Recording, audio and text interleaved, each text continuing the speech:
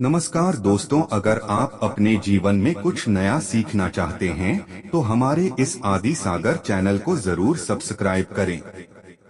श्री शिवाय नमस्तुभयम।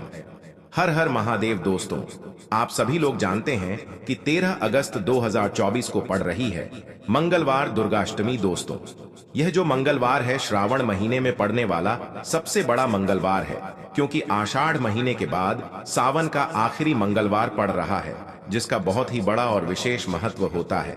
और ऐसा दिन पूरे साल में सिर्फ एक ही बार आता है। और दोस्तों, आप सभी लोग जानते हो कि मंगलवार का अगर सबसे बड़ा कोई उपाय है तो वह 7 दूर्वा वाला उपाय है। तो दोस्तों, इस सावन के पहले मंगलवार दुर्गाष्टमी के दिन आप लोगों को इस 7 दूर्वा वाले उपाय को जरूर करना है।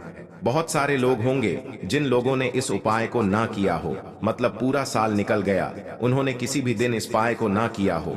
पर दोस्तों, आपके पास एक आखिरी मौका बचा हुआ है, जो कि 13 अगस्त दुर्गाष्टमी के दिन है। तो इस दिन आप लोगों को इस वाले उपाय को जरूर कर लेना है। भले ही आपने पूरे साल भर इस उपाय को ना किया हो, पर अगर आपने इस श्रावण महीने के मंगलवार दुर्गाष्टमी के दिन अगर इस वाले उपाय को कर लिया तो आपको इस उपाय को करने का वह फल मिलेगा जिसकी आपने कभी कल्पना भी नहीं करी होगी। इसीलिए आप लोग इस वाले उपाय को एक बार जरूर कर लेना, ताकि आप लोगों के हाथ से यह मौका ना जा सके और आपको इस उपाय को करने का फल मिल सके। दोस्तों, यह उपाय पंडित जी ने अपनी अभी की ही शिव महापुराण की कथा में बताया है, जिस उपाय को आप आज हम आपको बहुत अच्छे से समझाने वाले हैं। इस वीडियो को देखने के बाद इस उपाय को समझने के लिए आपको कोई और वीडियो को देखने की जरूरत नहीं पड़ेगी। तो चलिए दोस्तों, उपाय को शुरू करते हैं।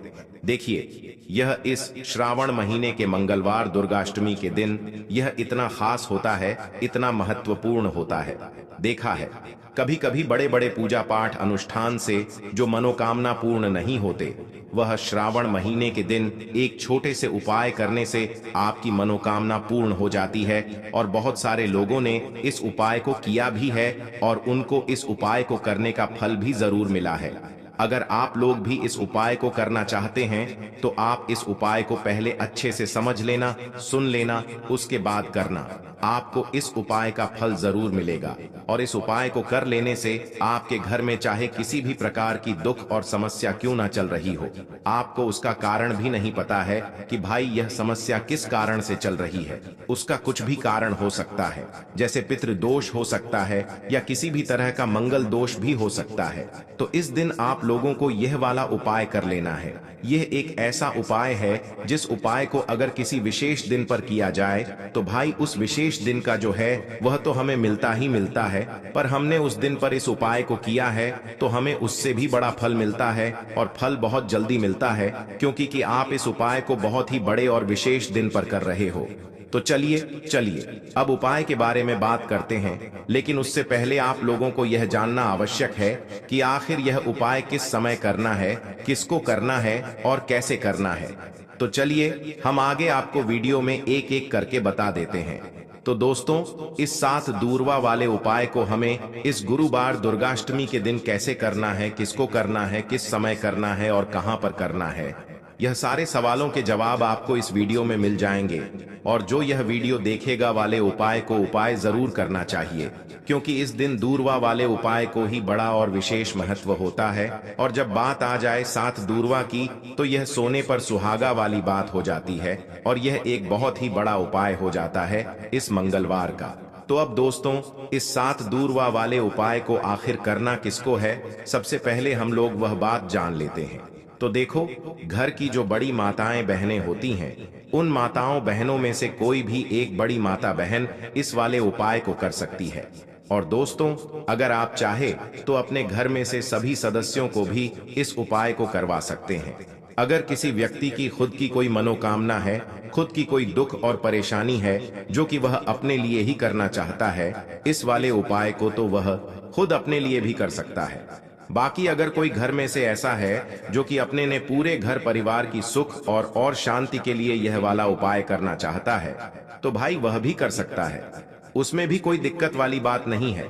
कहने का मतलब ये है कि इस उपाय को हर एक सदस्य भी कर सकता है, और पूरे घर परिवार के सदस्य के लिए घर की बड़ी माताओं बहनों में से कोई एक माता बहन भी कर सकती है। माताएं बहनें अगर घर में उपस्थित ना हो या वह यह वाला उपाय ना कर पा रही हो तो फिर घर का कोई बड़ा सदस्य भी इस 7 दूरवा वाले उपाय को कर सकता है, चाहे फिर वह पुरुष ही क्यों ना हो, उसमें कोई भी दिक्कत वाली बात नहीं है। अब दोस्तों, इस लंग वाले उपाय को हमें करना कहां पर है? देखो, हमें शिवलिंग के पास में जाकर करना है। बहुत सारे लोग प्रश्न करते हैं, हर एक उपाय को करते समय क्या हम इस उपाय को घर पर या मंदिर में कर सकते हैं? देखो, तो इस वाले उपाय को आप मंदिर में करोगे तो अच्छा रहेगा, घर पर नहीं करना है इस वाले उपाय को। उसके बाद में दोस्तों, जो अगला प्रश्न निकल कर आता है वह यह आता है इस उपाय को लेकर कि आखिर इस उपाय को हमें किस समय करना है, सुबह के समय करना है कि शाम के समय करना है? तो देखो, इस वाले उपाय को आप लोग सुबह के समय भी कर सकते हो और शाम के समय प्रदोष काल में भी कर सकते हो। अब अगर आप पूछो कि भाई सबसे उत्तम समय कौन सा रहेगा इस 7 दूरवा वाले उपाय को करने का, तो हम आपसे बस यही कहेंगे कि इस उपाय को आप शाम के समय करेंगे तो ज्यादा बेहतर होगा। बाकी अगर सुबह के समय भी करेंगे तो भी अच्छा होगा, उसमें कोई भी दिक्कत वाली बात नहीं है। तो अब दोस्तों, जो अगली सबसे बड़ी और महत्वपूर्ण बात आती है वह यह आती है कि सुबह अगर हम उपाय को करेंगे तो हमें कितने बजे से लेकर कितने बजे तक के बीच में करना है, और शाम के समय प्रदोष काल में करेंगे तो हमें कितने बजे से लेकर कितने बजे के बीच में करना है। तो देखो, सुबह जितनी जल्दी हो सके आप उपाय को करने की कोशिश करना। बाकी अगर किसी कारणवश लेट भी हो जाओ, थोड़ी देर भी हो जाए, तो 10 या 11 बजे तक भी आप उपाय कर लेना, पर 12 बजे से ज्यादा देरी ना हो, ठीक है? इस बात का ध्यान रखना। उसके बाद में दोस्तों, अगर शाम के समय प्रदोष काल की बात करें, प्रदोष काल का जो समय है होता है वह शाम के 6 बजे से शुरू हो जाता है। मतलब शाम के 6 बजे से लेकर 7 बजे के बीच का जो समय होता है, यह समय दुर्गाष्टमी काल का समय होता है।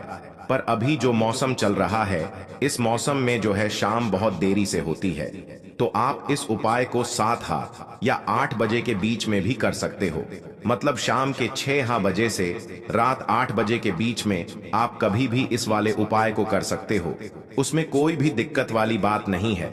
परंतु मंगलवार दुर्गाष्टमी के दिन कोशिश करना कि समय के अंतर्गत ही कर लो।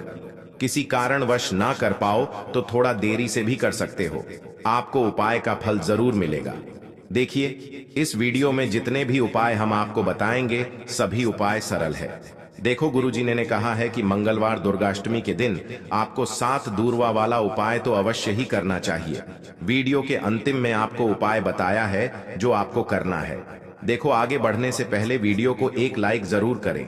देखो, सबसे पहला उपाय, यदि आपके जीवन में कर्जा बहुत अधिक है, आपके जीवन में संकट बहुत अधिक रहते हैं, आपके ऊपर बहुत अधिक विपदा आ रही है, बार बार आपको अपने व्यापार में और अपने धन में हानि देखने को मिल रही है, यानी कि आपको प्रत्येक कार्य में हानि हो रही है, तो आपको यह उपाय करना चाहिए। इस उपाय को करने के लिए आपको 2 चीजों की आवश्यकता होगी। सबसे पहले है दूरवा। दूरवा आप जानते हो जो कि भगवान गणेश जी को समर्पित होती है, तो आपको वह दूरवा की आवश्यकता होगी। साथ ही में एक लोटा जल की आवश्यकता होगी। और आप जब भी उपाय को करें, दिन भी आपको करें, तो आपको प्रातः कल सुबह ही सुबह वह करना है। इस बात का विशेष रूप से आपको ध्यान रखना है, ठीक है? तो आपको एक दूरवा लेनी है। अगर आधा दूरवा भी मिल जाती है तो भी कोई दिक्कत नहीं है, बस आपको दूरवा लेनी है। अगर ज्यादा ना मिले तो उस स्थान पर एक दूरवा भी ले सकते हैं। दूरवा आपको आसानी से कहानी पर भी मिल जाएगी। बस याद रखिएगा, शुद्ध दुर्भाइये, और मतलब उसे शुद्ध करके ही उपयोग में लीजिएगा, है ना? तो आपको करना क्या है, एक दूरवा या एक से ज्यादा भी दूर हुआ आप लोग ले सकते हैं, तो एक दूरवा अपनी ले लीजिए। एक दूरवा के साथ में आप एक लोटा जल ले लीजिए और इन दोनों ही चीजों को लेकर शिवाजी के मंदिर पहुंच जाइए।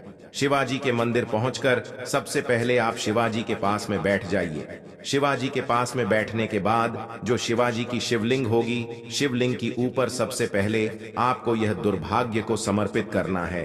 दूरभाग को कुछ इस प्रकार से समर्पित करना है कि जो दूरवा की दांडी का मुख होगा वह जलधारी की तरफ हो, जहां से जल नीचे करता है ना? और जो दूरवा का मिला हुआ भाग होगा वह अपने आप शिवाजी के पीछे की तरफ हो जाएगा। ठीक है, तो इस प्रकार से यह दुर्भा का यह दूरवा आपको भगवान शिवाजी की शिवलिंग के ऊपर समर्पित करनी है। और जो एक लोटा जल आप अपने साथ लेकर आए हैं, इसी दूरवा के ऊपर भगवान शिवाजी की शिवलिंग के ऊपर एक धारा से आपको समर्पित कर देना है। ठीक है, अब यहाँ पर देखने बात यह है कि यह उपाय इस व्यक्ति को करना है।